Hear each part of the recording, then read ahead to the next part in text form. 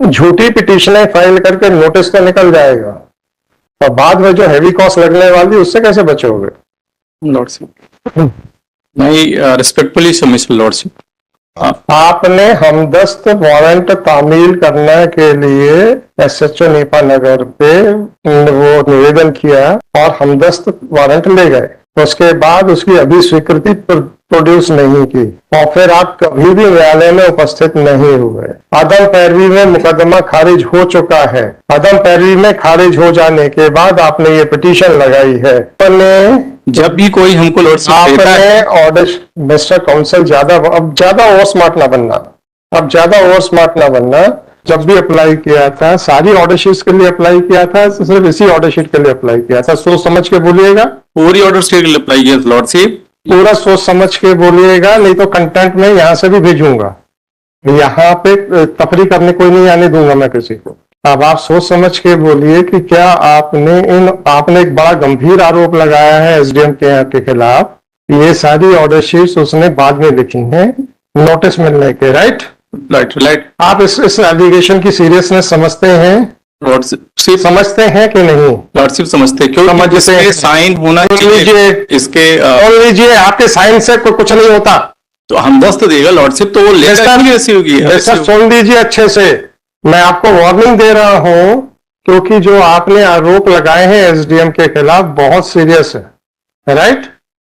क्योंकि अगर सरकारी का फाइल के साथ छेड़खानी की जाती है और एंटीडेटेड ऑर्डर्स लिखे जाते हैं, तो ऐसे एसडीएम को शायद नौकरी पे रहने की आवश्यकता है कि नहीं है, ये हमें नहीं मालूम। ये तो गवर्नमेंट जानेगी कि भाई फर्जी काम करने वाले नौकरी में रखे जाने चाहिए कि नहीं। सीरियस मैटर है। आप कभी भी न्यायालय गए, एसडीएम के न्यायालय कभी भी गए?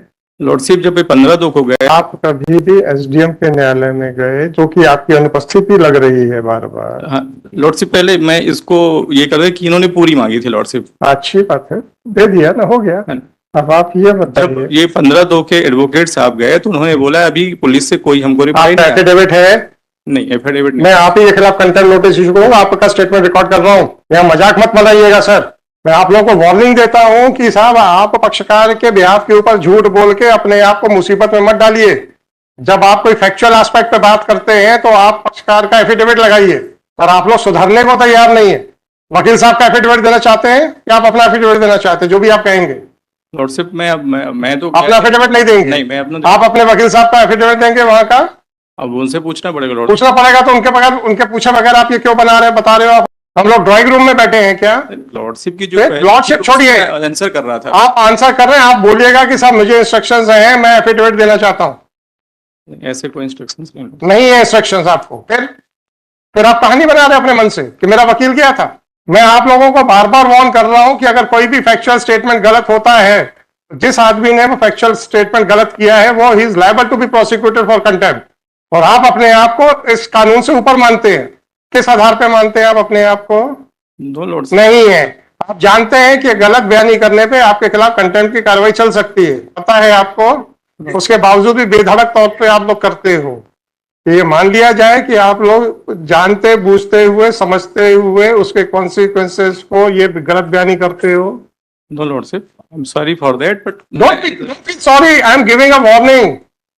आपको जो कहानी बनाना बनाइए, मैं लिख दूंगा ऑर्डर शीट पे।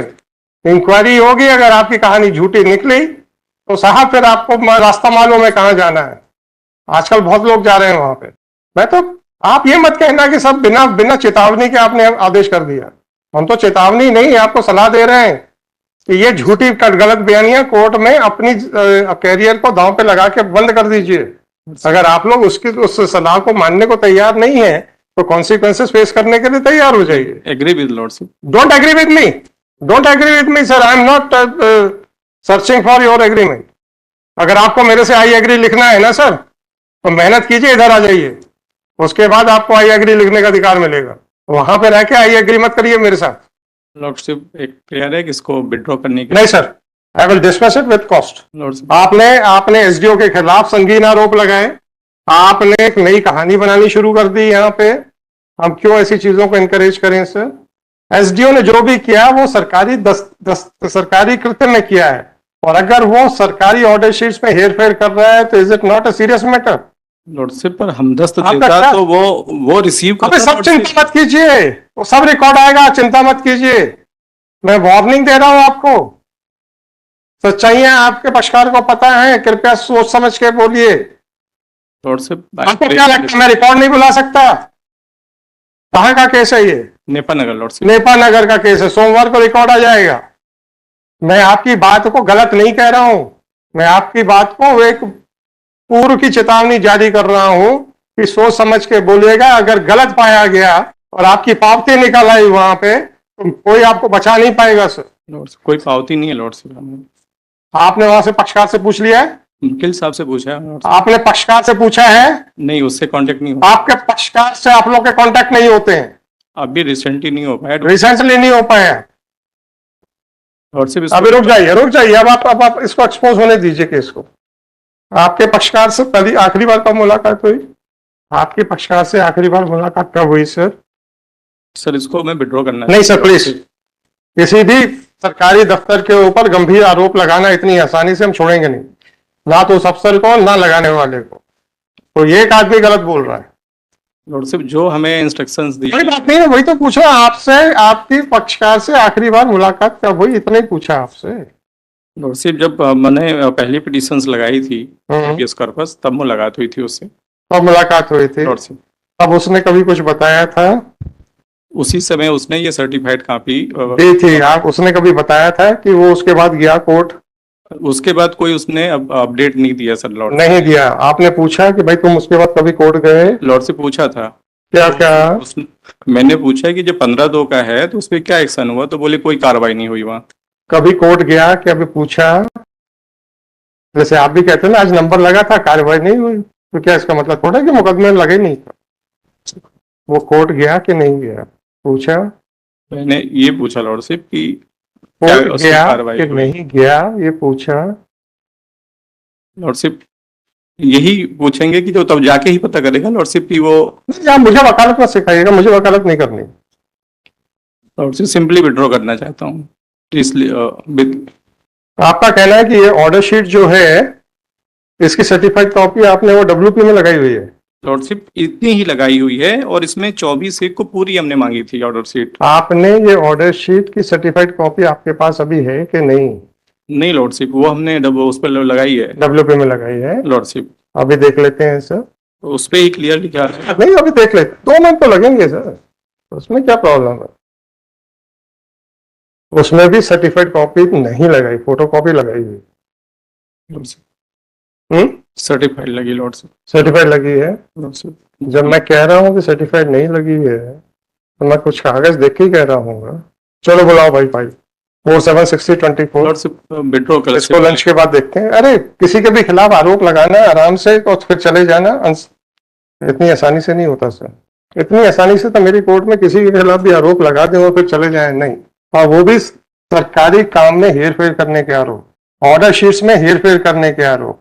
पिटीशन पेश हो गई इसलिए सब फर्जी आदेश पत्रिकाएं लिखी गई हैं, ऐसा आरोप आप लगा रहे हो। क्योंकि हमने संपूर्ण मांगी थी, बस इतना था। कोई बात नहीं, अब मैं इंक्वायरी कर रहा हूँ ना, अब कर रहा हूँ ना इंक्वायरी, क्या प्रॉब्लम क्या है? अगर उस पाया जाता है कि SDM ने सब फर्जी काम किया है तो उसको तो फिर बाहर का रास्ता दिखाना पड़ेगा। और अगर ये पता चला कि पिटिशनर ने गलत फर्जी आरोप लगाया तो इसको अंदर का रास्ता दिखाना पड़ेगा। तो या तो कोई बाहर जाएगा कोई अंदर जाएगा, दोनों में से तो एक बात होने वाली है। मैं prayer lordship the withdraw the petition lordship 6097/2024 in compliance of order dated 23/2024, the State Council has produced the certified copy of the order sheets of the Court of SDM, Nepanagar, District Burhanpur, recorded in case number 1/2024. According to these order sheets, on 19/1/2024, a prayer was also made by the petitioner that he may be granted Hamdast warrant so that the same can be executed as early as possible, and accordingly a direction was also given on 19/1/24 to the effect that Hamdast warrant may be handed over to the petitioner. Thereafter, from order sheets dated 15/2/2024, 16/2/2024, it appears that the applicant did not appear. Since the life of the warrant had already did not appear, before the court, and even the acknowledgement of service of warrant to the SHO police station, Nepanagar district, Burhanpur was also not filed. Since the life of the warrant had expired, therefore on 16/2/2024, the SDM Nepanagar district, Burhanpur dismissed the case for want of prosecution.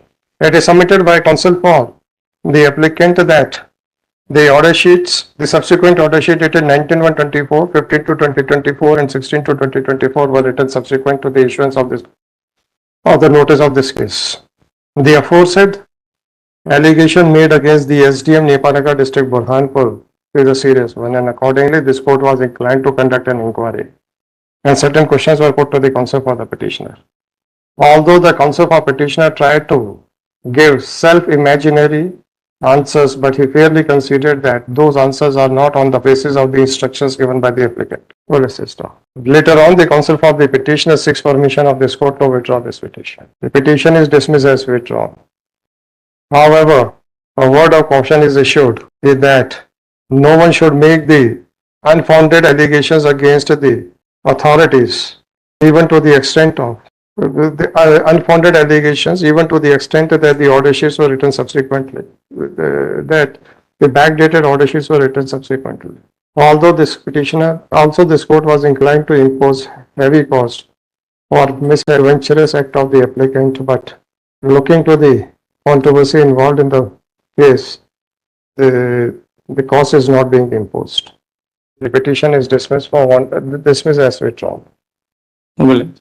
तो मैं आप लोगों से बार बार निवेदन करता हूं, आप लोग ये जो भी मनगढ़ंत जवाब बनाते हो कोर्ट में, अगर उनके वो जवाब गलत पाए गए तो कौन फंसेगा? आप फंसोगे। उसके बाद भी आप लोग मानने को तैयार क्यों नहीं हो? क्योंकि आज तक कंटेम्प्ट नोटिस इश्यू नहीं हुआ, इसीलिए तो आज शुरुआत करने के लिए मूड में थे हम। जब हम शुरुआत करने के मूड में आते आप लोग बैकआउट कर जाते हो। आपकी सुरक्षा के लिए ही मैं कहता हूं कि कोई भी फैक्चुअल आर्ग्यूमेंट आप बिना फाउंडेशन के मत करें।